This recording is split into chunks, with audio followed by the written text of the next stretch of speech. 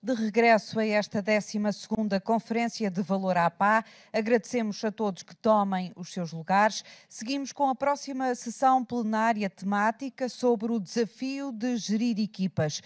Como oradores da sessão, temos o prazer de receber em palco António Loureiro, chefe do restaurante A Cozinha, em Guimarães, Daniel Ramos, treinador de futebol, Joana Chedas, presidente do Conselho de Administração do Hospital Fernando Fonseca, e João Roseiro, major do Estado-Maior-General das Forças Armadas.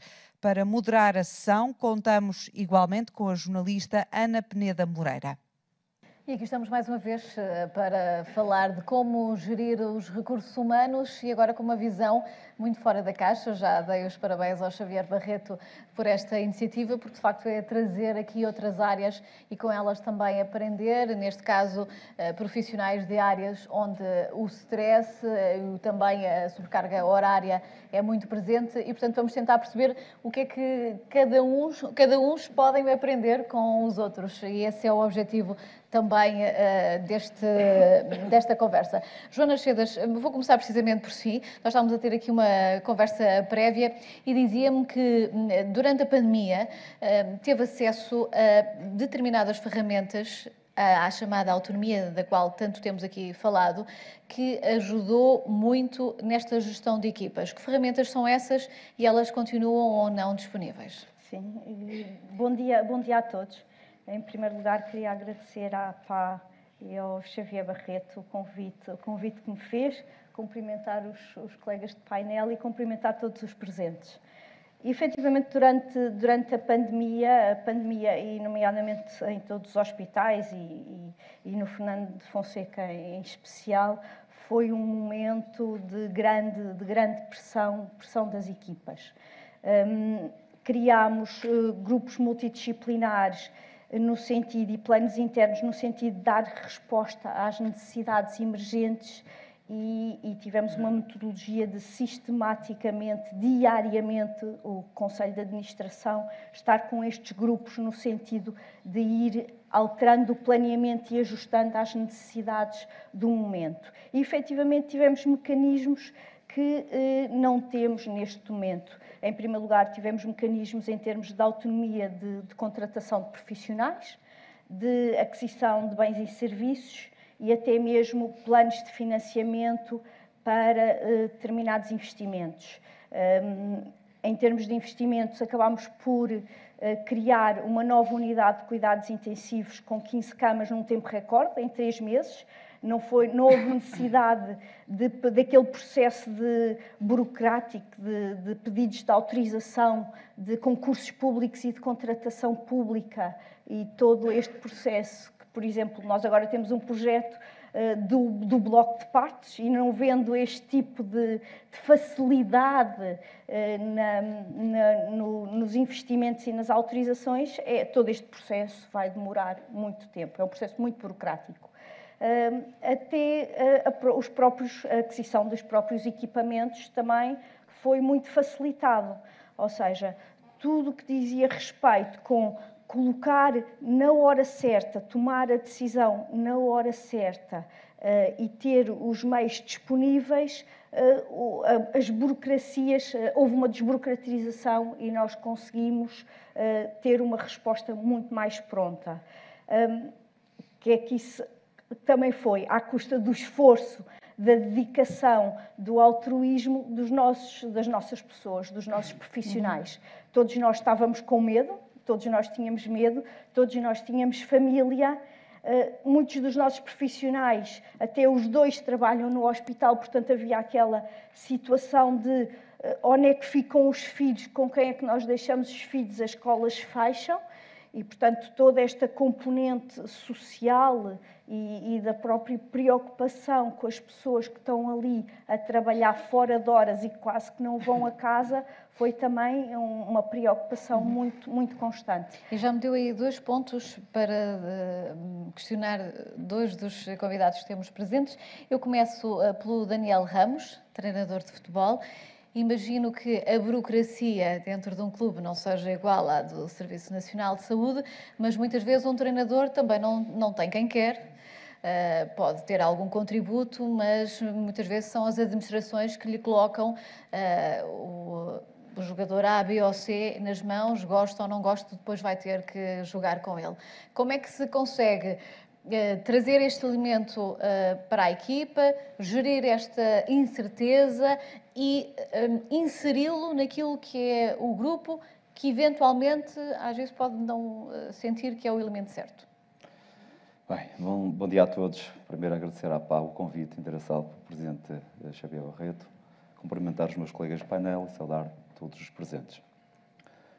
Efetivamente, no futebol, e eu enquanto treinador, já com mais de 20 anos de experiência enquanto treinador profissional, apanhei já de muitos presidentes, muitas administrações, diferentes formas de trabalhar. E, por vezes, o treinador não é o principal responsável, é o único responsável na escolha. Temos presidentes, responsáveis de departamentos que contratam sem que o treinador avalize, mas é uma prática que é um bocadinho, digamos, rara, porque normalmente o treinador é uma pessoa ouvida no processo. Temos departamentos, principalmente o departamento de scouting, que entra nesse processo de recrutamento, na procura de escolhermos jogadores que entendemos nós ser os indicados para a equipa. Não quer dizer que um jogador que tem valor no clube A tem rendimento e no clube B não tem rendimento. Tem a ver com um conjunto de circunstâncias, com a forma da equipa jogar, por exemplo, com a integração dentro da própria estrutura, da forma como é recebido, da forma como se pretende que ele renda dentro do sistema tático. Portanto, existe um conjunto de nuances que o treinador, antes de o recrutar, que a administração também, antes de o recrutar, deve olhar se esses elementos têm o perfil certo, tentando extrapolar aquilo que é a realidade do clube, aquilo que são as condições do clube, por forma que se espera que esses elementos tenham rendimento. Portanto, existe essa preocupação da nossa parte, e porque nós, normalmente, um plantel é formado por jogadores, a nível de jogadores, entre 25 e 30 jogadores em Portugal. Precisamos de selecionar bem, percebemos que existem diferenças de valores no plantel, percebemos que uns são mais importantes que outros, mas todos são importantes, cada um a seu tempo. Todos irão dar um contributo positivo, semanal, de jogo.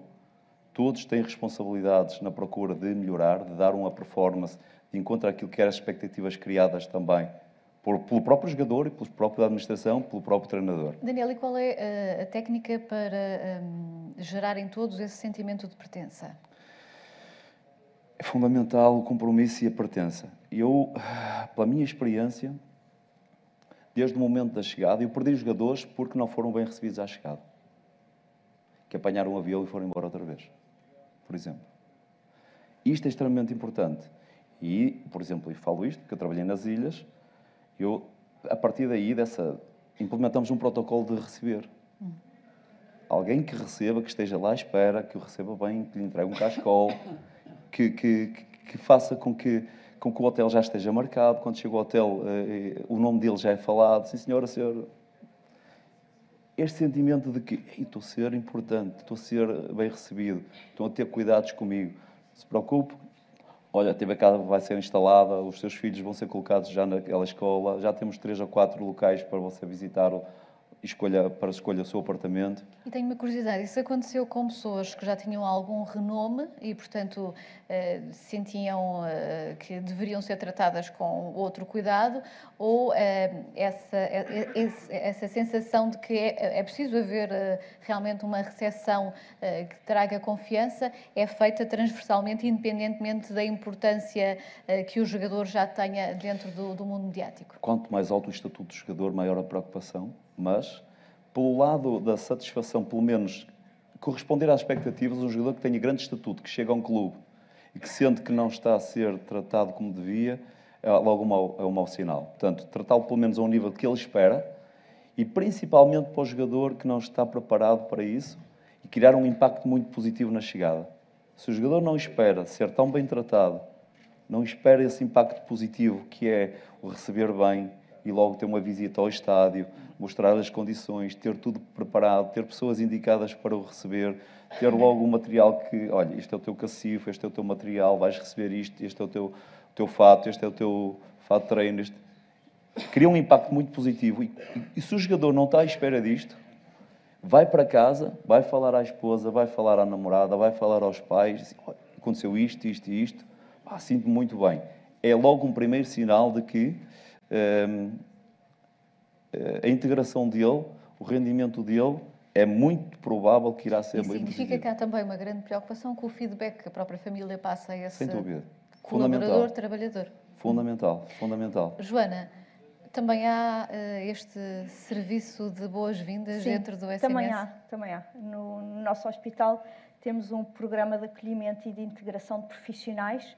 Todos os meses acolhemos os novos profissionais e sou eu que presencialmente que explico um bocadinho a história do hospital, como é que o hospital está organizado, quais são as linhas estratégicas do hospital, que serviços é que as novas colaboradores vão poder ter acesso e, seguidamente, esta minha apresentação, entram vários outros serviços, por exemplo, o Serviço de Recursos Humanos, o Serviço de Sistemas de Informação, que de alguma forma eu acolho e eles integram, explicando o que é que existe no hospital e como é que podem recorrer.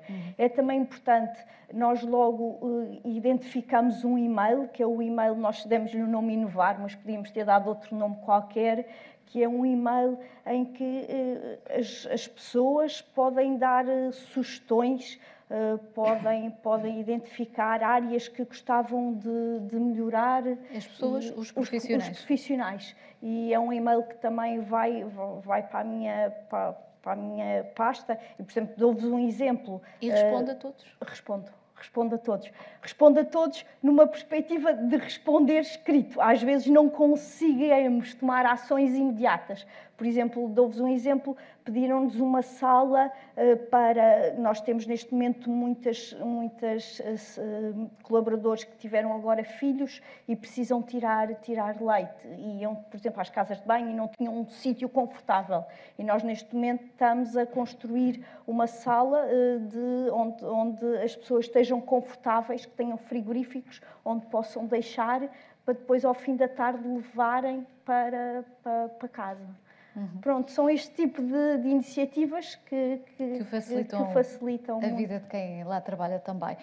João Roseiro, pegando aqui na ideia há pouco referida pela Joana Chedas, nós passámos por um período de pandemia. Sempre que ouvimos falar de pandemia nesta sala, nestes últimos 2 dias, começando pela doutora Graça Freitas, ouvimos falar de medo. Eu creio que todos nós sentimos, até os militares, eventualmente. E no mundo militar também já aprendi isso. Não se quer elementos sem medo, porque já ouvi dizer que o medo salva. Mas como é que é possível as lideranças lidarem precisamente com esses momentos em que não há só um medo pessoal, e se calhar durante a pandemia muitos de nós tivemos mais do que medo consigo mesmo, tivemos medo com as nossas famílias. Com o que é que poderia acontecer? E isso realmente gera muitas vezes um desequilíbrio. Qual é o truque nos militares para lidar com estas situações, que são muitas no vosso caso? Antes de mais, bom dia ao painel. Muito obrigado, agradecer à APA e na pessoa do Dr. Xavier Barreto o convite que foi interessado para partilhar aqui algumas experiências no âmbito militar e que se cruzam muitas das vezes já com a saúde. E nesse sentido, os militares, também um dos objetivos que me traz aqui é também, de alguma forma, desmistificar um bocadinho a forma como a instituição militar trabalha com os seus militares, com os seus colaboradores, e dizer que muitas das vezes pensamos que existe um líder, um comandante autoritário que decide de uma forma hierárquica, vertical, de cima para baixo. E também esse é um dos objetivos que me traz aqui, desmistificar essa questão. Na realidade, os militares também têm medo, é verdade, somos humanos, somos preparados para reagir a determinados contextos de crise e de emergências, obviamente, com um grau de preparação e de disponibilidade e de grau de prontidão ligeiramente diferente do que muitas das vezes a componente civil, e pegar um bocadinho aqui na questão do próprio recrutamento. Portanto, nós não somos recebidos com cascol, somos recebidos com outro enquadramento. Somos todos nivelados a menos 10, somos todos iguais. O uniforme é igual para todos. Por um lado, estamos todos de igual, mas por outro lado temos uma hierarquia muito vincada nos ombros, portanto temos que saber os postos uns dos outros e saber a posição onde acaba a liberdade de um e onde começa a do outro. E já agora explique-nos qual é a necessidade de fazer esse nivelamento por baixo. O nivelamento por baixo é passar mesmo a mensagem que não percebem nada disto e vamos começar do zero. Portanto, não vale a pena reclamar, não vale a pena dizer que tenho a unha encravada, não vale a pena. O recrutamento e a instrução militar tem que ser feita dessa forma. E quando passou por essa fase, em algum momento se sentiu humilhado e pensou, isto não é para mim, vou desistir? Não. Não, porque tem um propósito. A questão não é humilhar, efetivamente é uma metodologia de ensino, digamos assim, de tentar passar alguns valores e algumas deveres e direitos que nós temos de uma forma muito própria, porque nós vamos encarar situações de stress, vamos ter que desenvolver ferramentas de autoconfiança, de autocontrole acima de tudo, porque podemos estar perante uma situação arriscada de vida e temos na nossa guarda muitas das vezes outras pessoas e que também são humanas e também têm medo e têm que vencer esse medo. No painel anterior falámos da forma como as pessoas que responderam a este parómetro veem as FIAs. Há alguma visão positiva nas FIAs mais diretas, mas depois a sensação de que os gestores, os administradores não sabem muito bem o que é que se passa nas bases. A Rosa Matos falou aqui na necessidade de perceber que é preciso trabalhar com grupos e cada um responder àquilo que são as respectivas FIAs. No caso do mundo militar, isso é muito assim. E é essencial ou não para que funcione, para que haja disciplina e que para cada grupo possa ser eficaz na sua missão? E é precisamente nisso que eu gostava de falar. Houve a criação do Estado-Maior. O Estado-Maior foi criado na altura da Revolução Francesa. E o Estado-Maior é precisamente o suporte de oficiais diferenciados, de cada um dentro da sua área, na área do pessoal, na área das informações, na área das operações, na área logística. Os militares sempre tiveram uma tradição muito grande em ter movimentos logísticos. Porquê? Porque em combate, se não tiverem o apoio da logística, não conseguem combater e ter sucesso nessa missão. Ou seja, a necessidade de meios, é isso? Nada se faz sem meios. Exatamente. O que acontece é que nós temos a percepção de que um líder ou que um comandante não é um mandante, é um comandante. E, portanto, o comandante é assessorado por outros comandantes, por outros chefes. Portanto, e é essa a criação do Estado-Maior que se criou. Muitas das vezes, o processo de decisão militar, quando um comandante toma uma decisão, ele suporta toda essa decisão nesse grupo de trabalho. Portanto, em diferentes perspectivas. Eu na minha área mais técnica, outros noutra área mais técnica.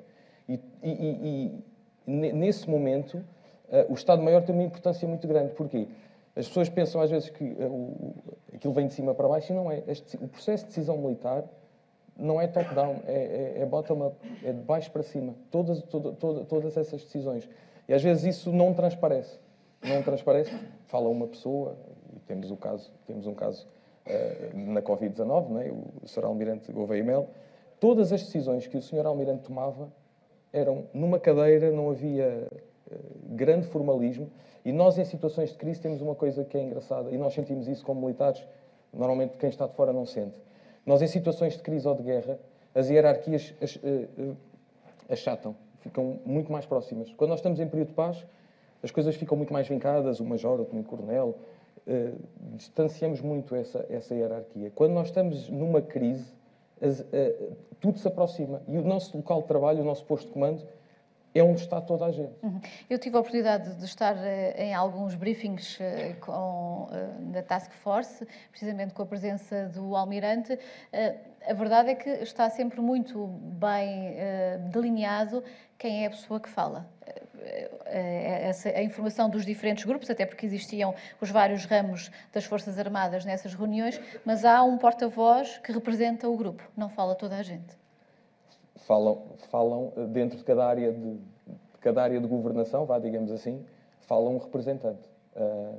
E pode trocar, e quando é mais conveniente falar, por exemplo, nós tínhamos uma divisão de operações correntes. A divisão de operações correntes, quando estávamos na iminência de vacinar e de conseguir ter um plano, e não foi fácil, e isto foi feito por todos os profissionais de saúde que estiveram envolvidos, cerca de 4.000 profissionais de saúde, esta divisão tinha um porta-voz e tinha, nesse momento, tinha que intervir muito mais do que as operações futuras, por exemplo. Nós fazíamos planeamento sempre a 4, 5 semanas para poder corrigir todo o processo e anular algumas situações que iam ocorrendo, fruto do processo, que é normal e tem erros e tinha problemas. Mas nós temos elementos, pontos focais dentro de cada uma área de governação e que intervêm muito ativamente nos ditos briefings, que nós tínhamos imensos durante a semana, e reuniões de coordenação também houve uma aproximação muito grande, mas todos intervêm no processo ativamente. Uhum. Falo agora com o chefe António Loureiro. Seja bem-vindo. Tenho uma plateia à espera de saber qual é o almoço para hoje. Estou a brincar. Chefe, de facto, numa cozinha também há um determinado momento em que não há margem para falhar. Como é que se organiza, em termos de gestão e de orientação, o trabalho numa cozinha? Bom dia a todos. Muito obrigado à APA pelo convite, ao Dr. Xavier Barreto também, cumprimentar todos os colegas e os presentes. A nossa área de atuação acho que não é muito diferente em termos de liderança de todas as outras. Apesar de ser uma atividade que dizem que tem muito stress, uma carga horária muito grande, tem alguma, é verdade, mas os nossos objetivos são iguais. Nós temos como objetivos a motivação das equipas, a coesão, a inspiração, a produtividade e entre outros. E para isso nós temos de como em todas as equipas, temos de ter uma hierarquia e nós funcionamos como uma máquina.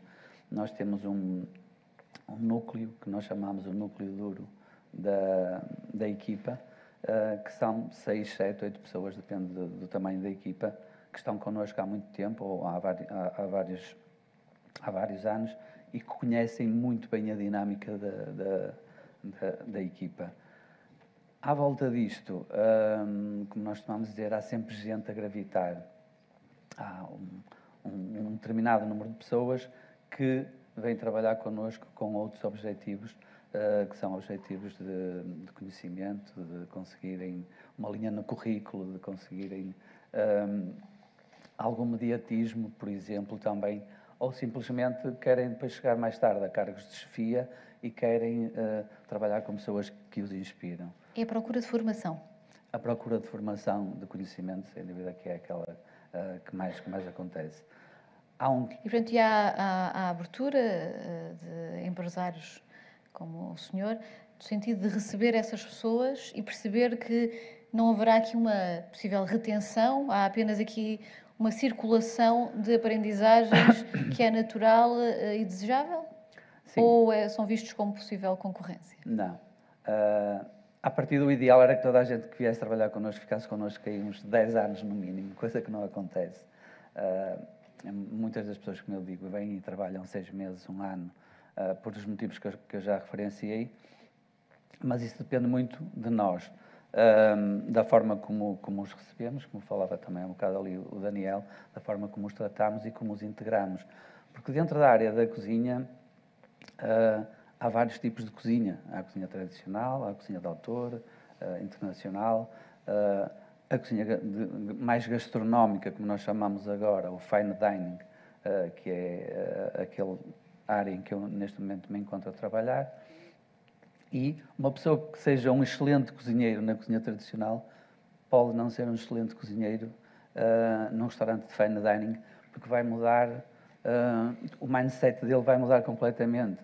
As bases, ele vai continuar a precisar delas e a utilizá-las. No entanto, as técnicas, a forma de atuação, os timings, a carga horária, se calhar também, o stress, a pressão, mudam um pouco, porque é tudo diferente, não é exatamente a mesma coisa. E a forma como nós recebemos, neste caso, nós temos um manual de boas-vindas para todos os colaboradores que chegam de novo à empresa, para eles perceberem primeiro o conceito que nós representamos, qual é a nossa filosofia de atuação, para se poderem integrar. É claro que nós fazemos entrevistas prévias e tentamos de alguma forma perceber se o candidato se vai conseguir integrar. Mas ao fim de uma semana nós sabemos mais ou menos se a pessoa tem ou não a aptidão necessária. E é ou não uma área, tendo em conta o peso da carga horária, onde é difícil compatibilizar com a vida privada? Eu acho que quem trabalha no hospital também deve ter a mesma dificuldade, porque terá certamente fins de semana, feriados, natais, Páscoas, não é só a cozinha. A cozinha realmente é vista como uma área que afasta as pessoas da família. E a pergunta é mesmo essa. Nós já percebemos aqui, obviamente, que é uma área que tem essa dificuldade de compatibilização com algumas questões mais privadas e muitos profissionais apontam para a necessidade de flexibilidade, de haver um modo de trabalhar que seja também mais compatível com um modo de estar na vida privada também saudável. Como é que na área da restauração se tenta fazer essa riqueza para o trabalhador? Bom, eu acho que nos últimos anos mudou muito o pensamento, principalmente dos empresários e dos próprios chefes de cozinha, sobre essa necessidade de satisfazer as pessoas no que diz respeito ao plano familiar. E no meu caso, quando abri o restaurante aqui em Guimarães, abri o restaurante há cerca de 6 anos, delineei logo que teríamos de fechar 2 dias por semana, um deles teria de ser o domingo, para podermos estar com a família, para os colaboradores também poderem terem pelo menos um dia em que estejam com a família e criar alguns benefícios sociais, não trabalhar na Páscoa, não trabalhar no Natal, fecharmos para férias durante pelo menos 3 semanas seguidas, para criar algumas condições. O que faz com que as pessoas fiquem a trabalhar connosco ou não é a forma como nós as lideramos. E há 2 tipos, eu assisto a 2 tipos de liderança. A liderança técnica, em que o líder é uma pessoa que tem um conhecimento profundo da sua área de atuação, técnico, e inspira as pessoas a virem trabalhar com ele. E faz com que as pessoas, de alguma forma, se sintam muito mais confortáveis e não sintam tão afastados da família. Isso é uma das coisas que nós tentamos, de alguma forma, fazer para, digamos, agradar e para que o local de trabalho seja um sítio mais confortável, porque não é, de facto, uma cozinha, não é, de facto, o sítio mais agradável para trabalhar, mas se nós conseguimos incutir essa paixão nos nossos colaboradores, eles estarão muito mais felizes. Obviamente que temos de estar sempre atualizados e temos de estar a demonstrar e a ensinar, poder ensinar aquilo que eles querem mesmo aprender. Porque eles estão connosco porque eles querem aprender e querem crescer e obviamente, desenvolver a atividade. Joana, tenho uma pergunta para si, que está a surgir aqui na aplicação que está disponível, é da Sara Martins, e ela questiona, da análise que realizou sobre o período da pandemia e as estratégias utilizadas, que avaliação faz para o facto da administração ter reunido com mais frequência com mais intervenientes e de que forma liga a necessidade dos diversos profissionais se sentirem envolvidos. O que eu entendo da pergunta é, no fundo, qual é que foi o impacto de ter existido um diálogo mais próximo com os diferentes intervenientes? Em primeiro lugar, os intervenientes sentem-se logo desde o início mais envolvidos, não só no que, porque elaboraram connosco o plano, mas também estão a operacionalizar ao mesmo tempo o plano e, portanto, estão envolvidos na tomada de decisão e na operacionalização. E é isso que nós, fora da pandemia, e aprendemos um bocadinho, também aprendemos com a pandemia, neste momento também para esbater um bocadinho a hierarquia que os hospitais têm, aquelas chefias formais, temos também criado muitos grupos de trabalho e muitos projetos, trabalhado muitos projetos, no sentido de também haver uma maior participação, um maior envolvimento, um maior sentido de estarmos todos a contribuir e também conseguir gerir com maior rapidez as mudanças e tomar decisões mais rápidas. E acertadas. E temos feito, por exemplo, vamos ter agora o Hospital de Proximidade de Sintra que vamos ter que instalar. Temos um grupo criado, temos N projetos que para ter resultados rápidos e as pessoas envolvidas no projeto, é assim que temos trabalhado. Uhum. Volto ao Daniel Ramos. No seu caso, é essencial que não basta treinar. Não basta ter os pés no relevado e delinear aquilo que é a estratégia para aquele jogo com base naquele adversário. Há todo um trabalho fora de campo que é essencial, que passa pela mente e por um corpo são. Sem dúvida que sim. Como eu falei, até por sequência, desde a chegada da contratação, da chegada, eu tenho por norma, por exemplo, ter reuniões individuais com todos os atletas à chegada. Eu e a minha equipa técnica fazemos um conjunto de questões, percebemos as expectativas do atleta. Muitas vezes desafiamos o atleta a dizer que metas queres, o que é que pensas que vai acontecer esta época. No sentido de o ajudarmos, que dificuldades é que tem, que tipo de lesão que tiveste, o que é que precisas de equilibrar, o que é que não precisas. Portanto, temos o máximo de informação no sentido de lhe dar o melhor possível, trabalharmos com ele individualmente o melhor possível em determinados aspectos, criar desafios. Normalmente crio um conjunto de desafios. Por exemplo, eu estou-me a lembrar, por exemplo, um atleta que agora saiu de Portugal, foi para fora, foi ganhar bem, ainda bem, que tinha mais prazer em servir o colega, criar uma assistência do que um golo. Dizia, mas porquê? Mas eu sinto-me bem aqui. Espera lá, mas o que é que valoriza mais? Fazeres golo ou dares uma assistência? O golo. O que é que te vai fazer sair para um clube melhor? O golo. Então tens que gostar mais vezes à baliza. Não inviabiliza a assistência. Então, se ele, ok, então a fazer assim, para esta época, vais ter que fazer 7 golos e vais ter que fazer as tuas 5 assistências. Acima disto, vais jantar fora comigo, se quiseres. Se não quiseres, levas a tua família, ainda podes levar um colega teu e tens o jantar pago, o almoço pago. Ok, mas isto é espetáculo. Cada golo que ele fazia, mas isto dá quase. Pois é. Ok, mas eu com prazer havia essa intenção e criámos esses objetivos pessoais com cada um deles para o motivar, levando a criar uma expectativa atingível, como é óbvio, e depois reformular até o próprio objetivo à medida que ele vai aparecendo. Portanto, desde esse pormenor, o detalhe de nós envolvermos o atleta em objetivos pessoais até objetivos mais coletivos, na procura de tirar proveito daquilo que é um rendimento. No futebol, todos trabalham em prol de uma só causa, que é dotar a equipa, no domingo, da melhor capacidade de resposta possível. Todos os departamentos trabalham nesse sentido. Seja ele o performance, o da nutrição, o técnico, o médico, todos os departamentos trabalham para isso. E trabalham a sério. Se houver falhas, elas vão ser analisadas, vão ser detectadas e têm que ser corrigidas. Uhum.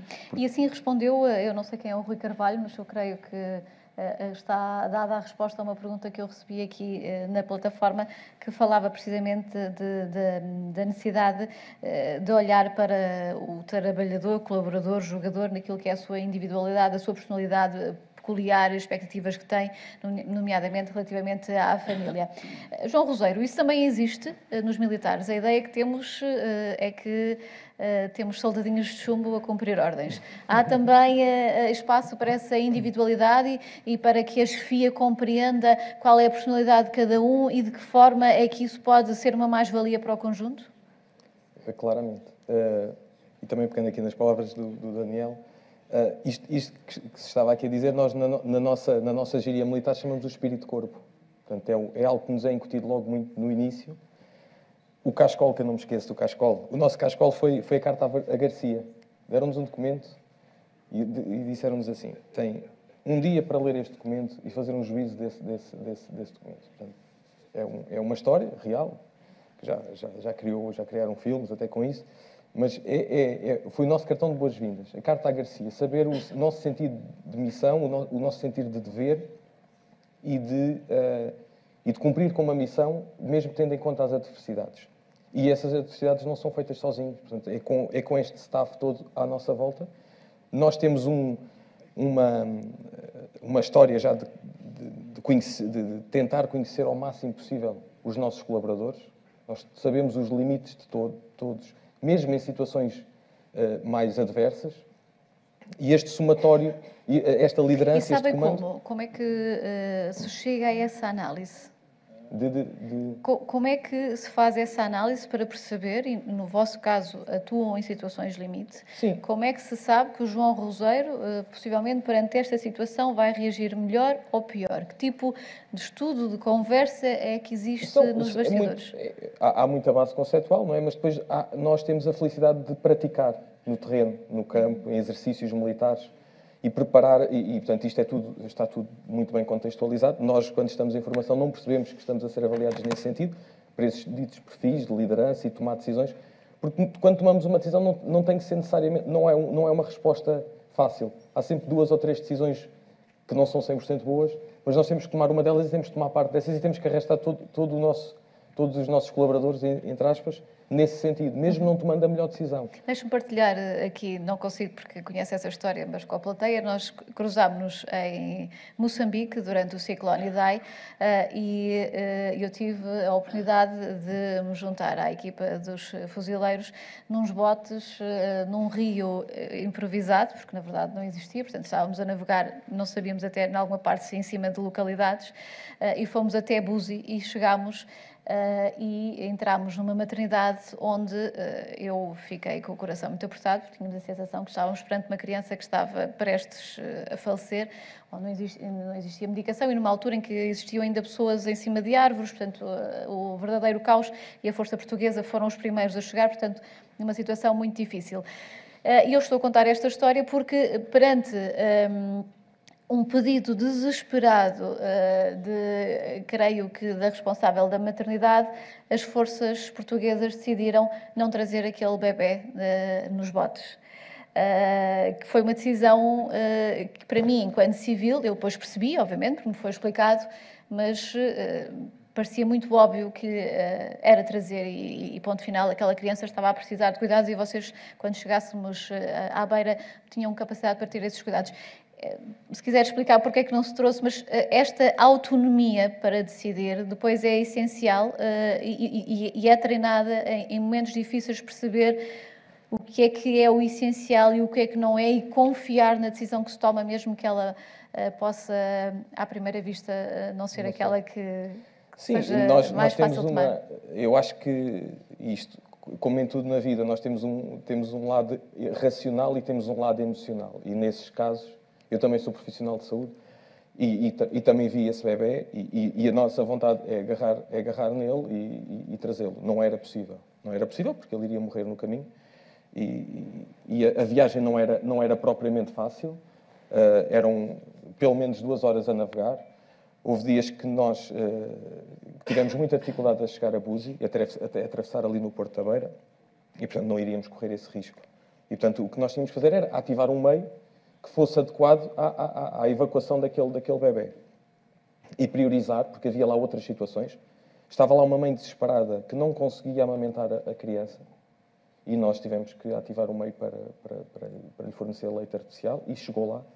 O problema da evacuação aeromédica era que um helicóptero se aterrasse lá, das poucas casas que lá estavam, desapareciam os telhados. E, portanto, tivemos que ativar um meio terrestre, seguro, e que garantisse esses cuidados dessa criança e que depois, obviamente, fosse assistida num hospital, que por sua vez também estava destruído e que nós já tínhamos também feito essa avaliação antes. Portanto, quando nós chegamos, nós temos esta... É uma dinâmica que nós também utilizamos no processo de vacinação. e que as outras entidades, até nos hospitais, podem usar, já usa-se o Balance Scorecard, essas coisas todas nós aprendemos. Nós aprendemos com o ODA Loop, que é o observar, orientar, decidir e agir. Quanto mais rápido é este ciclo, isto era utilizado na Força Aérea, na Segunda Grande Guerra britânica, e quanto mais rápidos eram estes ciclos de decisão, melhor. E, portanto, nós observámos o problema, orientámos este problema e priorizámos-lo, decidimos qual era o meio e agimos. Obviamente que quem às vezes está no processo, e há muitos profissionais de saúde que acabam por, não é, às vezes, ter que tomar decisões mais racionais, à primeira vista, quem está a observar o problema não está a ver esse lado da questão. E esse foi um caso paradigmático e que a criança felizmente salvou. É verdade, eu pude comprovar isso, voltei lá. Mas não tinha vindo nos votos. Nos votos era impossível. Era impossível. Joana, eu fui buscar este exemplo porque para fazer também aqui o paralelismo com o que se viveu na pandemia, imagino que tenha tido muitos profissionais que tiveram que fazer escolhas difíceis. Há estratégias no Serviço Nacional de Saúde, ou foram criadas desde então, ou já existiam, para perceber que uma decisão difícil às vezes passa, por exemplo, por adiar para mais tarde e procurar uma outra forma de resolver. Estão os profissionais treinados para olhar com esse pragmatismo? Estão. Os profissionais estão treinados e nós também no nosso plano de desenvolvimento, formação e treino também damos-lhe essas competências. Dou como exemplo, nós fizemos uma formação entre as duas ondas da pandemia, exatamente na Academia Militar, para os nossos profissionais, para as nossas chefias do Serviço de Urgência, que envolveu médicos, enfermeiros administrativos, no sentido de também os dotar desse tipo de competências, para efetivamente eles já, no âmbito do seu grupo profissional, e por exemplo os médicos têm que tomar e têm que fazer escolhas todos os dias e tomar esse tipo de decisões, e depois há determinadas situações críticas que há estratégias, mecanismos que também se aprendem.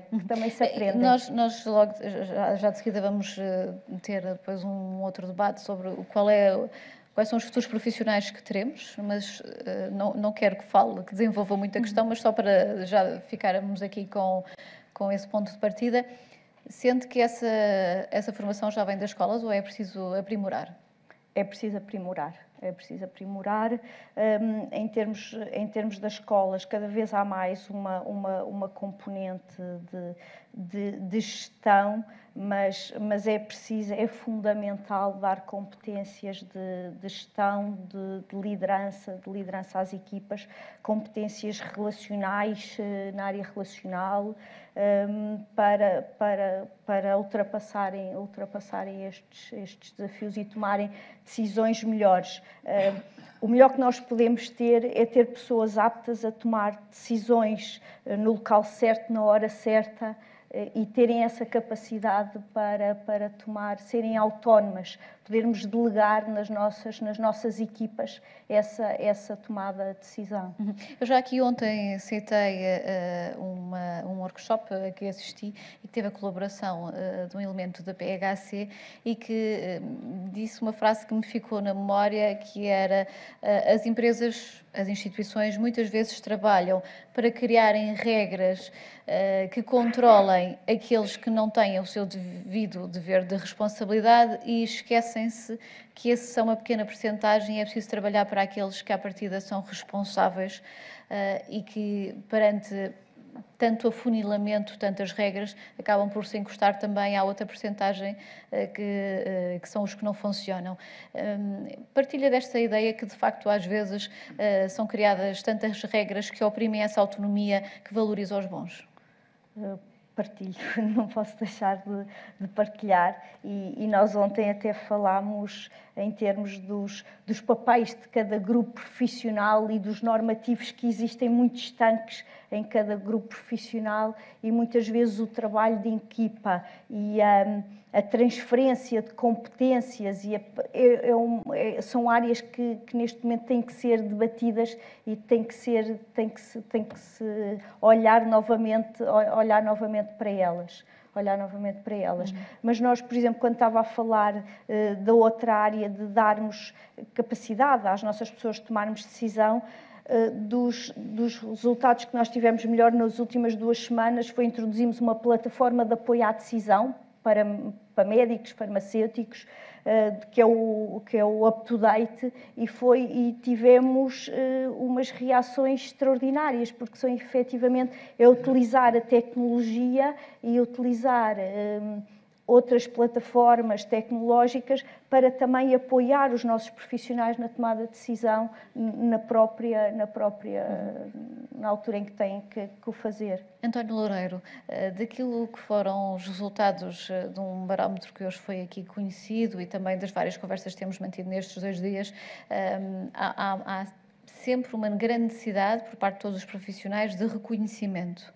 Como é que no seu setor é feito esse reconhecimento? Sempre com base em aumentos salariais ou encontrou outras formas de compensar, para além da pancadinha nas costas, que alguém já disse aqui que ao fim de algum tempo faz calos, uma forma também de valorizar o trabalho bem feito? Eu acho que o reconhecimento é, sem dúvida, uma das grandes motivações na nossa área. Nós trabalhamos com o objetivo de satisfação do cliente e quando no final ele está plenamente satisfeito, isso para nós já é uma fonte de alegria e de reconhecimento. E as pessoas que trabalham connosco, penso que muitas vezes também vêm trabalhar connosco por causa desse mesmo reconhecimento. A cozinha é hoje uma área bastante mediática, que aparece na televisão, que aparece nas revistas, os chefes são muito falados quando atingem um determinado patamar. Isso faz com que realmente haja um grupo de seguidores que vêm, que se querem juntar a este movimento pelo reconhecimento. Eu, quando comecei a trabalhar, obviamente que trabalho com paixão e trabalho por amor à arte, como se costuma dizer, mas o reconhecimento é algo que é inato, acho eu, no ser humano. Toda a gente quer ser reconhecida. Mas eu tenho, por exemplo, aqui uma pergunta que é: como é que se permeia os colaboradores face ao bom desempenho? E, no fundo, vai também ao encontro de uma questão colocada pelo Xavier Barreto, esta era da Sara Martins, que como é que se envolvem os trabalhadores neste resultado? Porque um dos sinais do barómetro é que os trabalhadores, de alguma forma, sentiam que não são ouvidos, não vê que seja reconhecida a forma como eles contribuem para o todo. No seu caso, de forma muito pragmática, como é que se faz esse permear do bom desempenho? Bom, nós temos uma estratégia que chamamos a liderança democrática, em que é um momento em que eu, o meu subchefe, na minha ausência, cede parte da sua cota ao resto da equipa. Isto faz com que realmente a coesão, neste momento, nessa altura, funcione muito bem, porque a equipa sente-se incluída no processo, quer seja criativo, quer seja nas responsabilidades do dia-a-dia, e passamos parte da responsabilidade. Eu vou dar um exemplo. Nós vamos agora mudar o menu da primavera, o menu de inverno para a primavera. E eu chego ao restaurante, reúno a equipa e digo: meus amigos, vamos agora começar a trabalhar com estas hortícolas, estes peixes, estas carnes, estas frutas, e damos início ali ao processo criativo. Aquilo que conseguimos com isto é o reconhecimento, é que a equipa sente-se reconhecida por se incluir no processo criativo e, ao mesmo tempo, porque está a dar o seu contributo para o crescimento e desenvolvimento da empresa. Eu não sei se pode dizer que eu não tenho nada a ver com o assunto, esteja à vontade, mas posso saber qual é o patamar de salários dos seus colaboradores? Pode. No meu restaurante, a maioria das pessoas ganham acima de 1.000 euros líquidos. O que não é muito, mas também tendo em conta que é uma empresa, que é um restaurante que tem 30 lugares e tem 12 pessoas diretas a trabalhar, tem um peso bastante grande na estrutura. E a progressão salarial faz-se de que maneira? Nós temos uma visão, e tivemos uma visão sempre igual desde o início. Não era ganhar muito dinheiro, porque a restauração não é de todo, tirando alguns grandes grupos, não é de toda uma área em que as pessoas vão ficar milionárias. Há ainda essa sensação que vamos abrir um restaurante e vamos ganhar dinheiro. Não é verdade. Esqueçam isso. Continuem a trabalhar nas vossas áreas. Mas a verdade... A verdade é que... Acho que temos todos que ir ali para a área do Daniel Ramos. A verdade é que o reconhecimento vem de muitas formas. Através do dinheiro, obviamente, que é uma motivação muito grande. Através dos prémios, dos patamares que vamos subindo no posicionamento no mercado, que nos trazem visibilidade e trazem-nos também realização pessoal. A pancadinha nas costas também funciona, às vezes, porque é muito importante estar junto. Quando nós falamos na liderança democrática, é realmente deixar que a equipa lidere o processo e nós pomos de lado e passamos a ser mais mentores do que propriamente chefes ou líderes.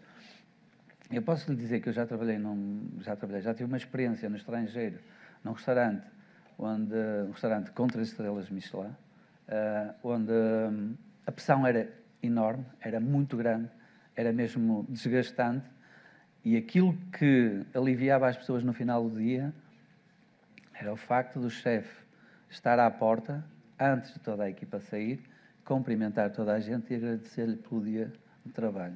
João Rosário, no vosso caso, como é que se permeiam os bons resultados? Com mais ordenado? Não, de todo. Nós ainda temos a felicidade, pelo menos os oficiais, nós vamos progredindo na carreira, nomeadamente os que então são oriundos da Academia Militar, que é o meu caso. Eu tenho a felicidade de ser ainda relativamente novo e de progredir na minha carreira, felizmente. E acho que isso poderia ser aplicado à administração pública noutros setores.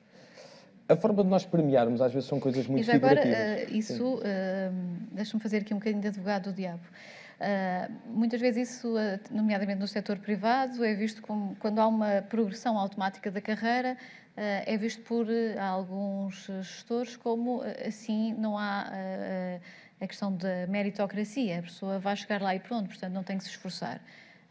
Sendo que é assim ou não? Não. Eu disse na perspectiva de não estar nada congelado. Nós, inevitavelmente, portanto, irmos progredindo. O facto de haver uma progressão continua a ser um incentivo? Sim, é um incentivo. Por outro lado, o nosso contrato de trabalho com a Pátria não é bem igual aos outros setores. Portanto, o nosso contrato, e se calhar já pessoas que estiveram nas Forças Armadas, que eu vejo aqui algumas pessoas, pelo menos pela faixa etária de certeza que estiveram lá, fizeram um juramento de bandeira. E, portanto, isso é muito simbólico e nós juramos lealdade e compromisso com a nossa pátria. E, portanto, o nosso contrato de trabalho não é um simples contrato de trabalho. E quando queremos sair, também não podemos sair quando queremos. Temos esse compromisso. Por outro lado, às vezes há coisas simples. Eu sei que isto pode não ser um melhor exemplo, mas nós vimos os militares com as medalhas. Eu hoje não trago, porque este casaco não me permite, também não tenho assim tantas. É o mal da saúde militar. O pessoal da saúde militar não gosta muito de se premiar e, portanto, quando eu vejo um camarada meu de infantaria, da minha idade, já quase que tomba para a frente com o peso das medalhas, e eu não tenho essa felicidade. Não é por não ter trabalhado tanto como ele, mas são as circunstâncias da nossa carreira. Mas às vezes há elementos figurativos que, dentro de uma instituição, podem ajudar a diferenciar e a premiar. Nós tivemos esse exemplo com a Covid e houve inúmeros elementos do Ministério da Saúde que foram premiados. Foi feita uma sessão solene e as pessoas receberam algo simbólico. Eu sei que isso não traz mais dinheiro para casa, traz uma satisfação, traz um reconhecimento pelo trabalho desenvolvido e por ter feito mais uma milha do que outros colegas. Eu acho que isso pode funcionar de alguma forma. As pessoas querem mais ordenado, mas isso é inevitável. Mas às vezes há outras coisas que se podem motivar. Efetivamente, pessoas que se diferenciaram num determinado processo numa emergência, numa crise, e a pessoa ser reconhecida por isso. E usar esse elemento figurativo no trabalho. Para as pessoas verem. As pessoas devem ser vaidosas nisso. Nós dizemos isto sempre aos nossos subordinados. Quando nós...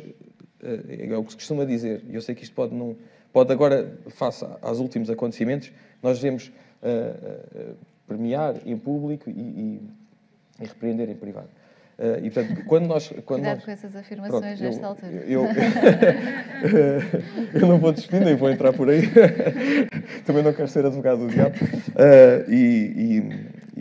Portanto, dizer que muitas das vezes as equipas podem ser premiadas e pode às vezes um elemento, uma medalha, um reconhecimento público perante os outros, justificado, pode funcionar para alavancar outros colaboradores que às vezes se sentem mais desmotivados, que não lidam tão bem com a pressão, e portanto adequar esses níveis e tentar... Daniel Ramos, como é que se permeia quem fica no banco? Eu parto sempre de um lema que é compensa ser vencedor. Tem que compensar quem ganha, quem vence. E as minhas equipas têm que sentir isso.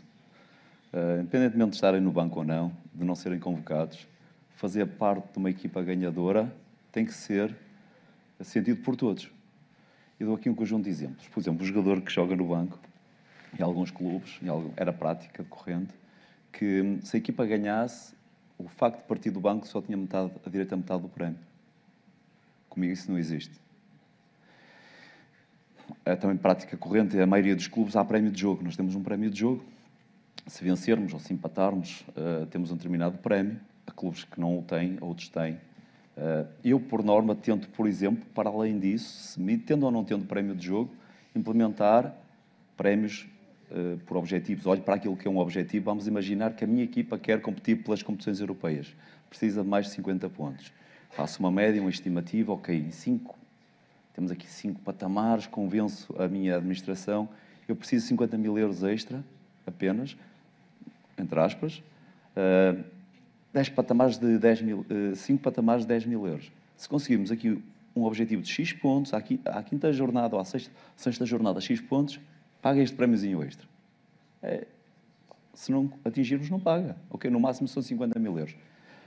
Mas eu aqui envolvo toda a gente, para terem a noção daquilo que é para mim a importância do todo, nas minhas equipas. O elemento da secretaria recebe prémio. O roupeiro recebe prémio, o treinador da relva recebe prémio. Porque eu quero tê-los comigo e eu preciso deles, todos são importantes a seu tempo. E envolver as pessoas na importância do ganhar, o ganhar compensa, o vencer compensa, é extremamente importante. Por exemplo, outro exemplo, as minhas equipas muitas vezes com incentivos, às vezes até que são pouca coisa. Uma vez cheguei lá e funcionou, entrei no balneário com uma nota de 500. Que é rara, né? Já não há muitas, né? Malta, se ganharmos o jogo hoje, as bebidas no bar lá da Marina são de minha conta. No final do jogo, eles... lá, isto estava lá a sério. E ganhamos o jogo. Eu, bar aberto das 9 às 11. Aquilo, chegaram ali alguns meio a receio, né? Assim, vamos ver umas cervejas com isto. A minha equipa técnica começaram a chegar aos bocadinhos. Já alguns, mas está mesmo aqui, está, vamos uma cerveja. Mandei mensagem à malta a dizer: a probabilidade de jogar no próximo jogo é mais alta se vierem à cerveja. O que é certo, é que já que chegaram mais gente, 2 jogos depois eu tinha a equipa toda lá. E nos outros jogos já me perguntaram: mas como é que é a nota de 500? Está aí consigo? Está comigo. Criar empatia. Outro exemplo, por exemplo, o treinador da relva. Eu no Santa Clara, só há 3 relevados, o estádio, mais 2 relevados de apoio, que são relevados do governo. E os relevados são reconhecidamente maus. E eu não tinha hipótese digamos, havia poucas hipóteses de nós trabalharmos em boas condições. E eu, como é que eu faço isto? Às 4 da tarde, estão a andar, os funcionários põem-se a andar e nós com treino à tarde. Vai ficar de um dia para o outro relevado sem recuperar.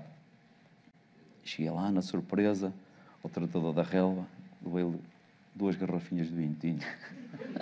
E ele... se o relevado estiver bom, eu trago mais vezes. O que é certo é que o relevado nunca andou tão bom. E mais, é que ele foi dizer aos outros do outro campo, olha, duas garrafas do mister. E o outro veio logo, oh mister, o meu relevado para a semana você vai ver. PEC! O que é certo é que tive que gastar umas caixas a seguir, mas tudo em prol daquilo que é envolver as pessoas e chamá-las para o nosso lado e trazê-las para o nosso lado. É fundamental para conseguirmos também ter rentabilidade. Joana, isto não é um convite a passarmos a levar garrafas de vinho aos médicos, não. Espero eu. Mas encontra aqui alguma analogia que pudesse ser aplicada aos serviços de saúde? Nós, tal como nas Forças Armadas, também em termos da remuneração, não temos muitos mecanismos, a não ser agora com a criação, por exemplo, dos centros de responsabilidade integrada, em que podemos efetivamente incentivar a participação, o envolvimento, a responsabilização. Portanto, têm determinados objetivos e são pagos ao ato. Portanto, quanto maior a produção, também mais dinheiro cada um dos membros da equipa, e é uma equipa alargada, multidisciplinar, recebem, e também têm incentivos também para a equipa relacionados com a formação, relacionados com investimentos que queiram fazer no âmbito daquele centro de responsabilidade integrada, no âmbito de inovação. Nós também no hospital, à parte do CRI, para serviços que não tinham esta componente do ato, que era difícil medir o que é o ato, implementámos também um modelo de desempenho. E aí não atribuímos especificamente a uma pessoa do serviço, mas em função dos objetivos e do cumprimento desses objetivos, também têm a possibilidade de se proporem a formação, de terem tempo para a investigação, de se investir naquele equipamento diferenciador que há muito tempo que estão à espera e para o qual ainda não tinha havido verba orçamental. E, portanto, é um bocadinho uma forma de ultrapassar as remunerações que estão de alguma forma fixas e que o hospital não pode mudar. Também em termos de flexibilização do horário, acabar por ser um incentivo até para estes classes mais jovens, terem uma maior flexibilidade de horário, terem tempo para desenvolver fora da prestação de cuidados, terem tempo para desenvolverem a sua investigação, terem tempo para algumas atividades que não precisam de prestação de cuidados, poderem fazê-las em casa, em família. E isso, o teletrabalho, veio um bocadinho a pandemia, que utilizámos muito o teletrabalho e a teleconsulta, veio um bocadinho ser agora implementado e expandido nos hospitais. Porque é que um médico nosso não pode fazer uma teleconsulta com uma VPN em casa e porque é que tem que estar sentado no seu gabinete? Portanto, são novas formas de trabalho que acabam por, de alguma forma, dar motivação, alinhar e permitir aos nossos profissionais ter um maior equilíbrio de vida. Basicamente, o que eles querem, e os jovens o que querem é terem tempo também para eles, para a sua família e para as outras atividades. Os jovens formação, os jovens e os menos jovens. Sim, mas nesse é que nós temos sentido a maior... Estão mais exigentes. Mais exigentes, isso mesmo.